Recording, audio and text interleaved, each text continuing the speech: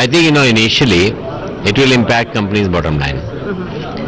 And certainly there will be resistance. The consumption will come down, which we also want. The chemical fertilizer consumption should come down. So in overall company sale, turnover and profit will certainly decline.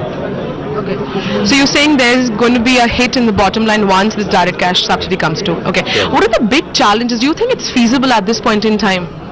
The big challenge is to make this happen along with the government. So we have to forget about our bottom line, we have to forget about sale, we have to forget about different other incentives which are there, and we have to exclusively work to make it success in identifying people, in educating them, in telling them only those should buy who need to use it and use it for agriculture.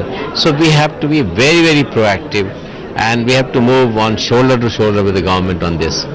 So what is the subsidy bill for this year when you estimate? I think it will be around 80,000 crore. So from the industry point of view, when do you expect the new urea policy to be implemented?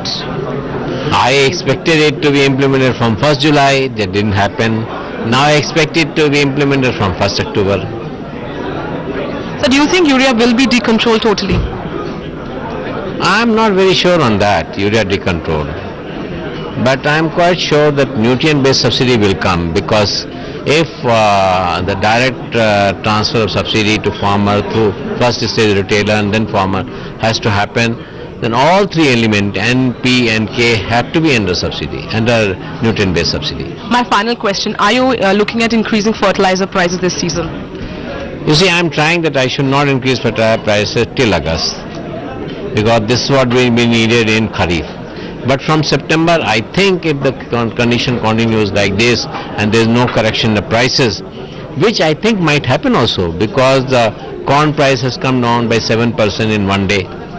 And so if corn price drops below $5 a bushel, which is today is plus $5 a bushel, then surely there will be correction in fertilizer application. And then availability will increase, and that could reduce the prices.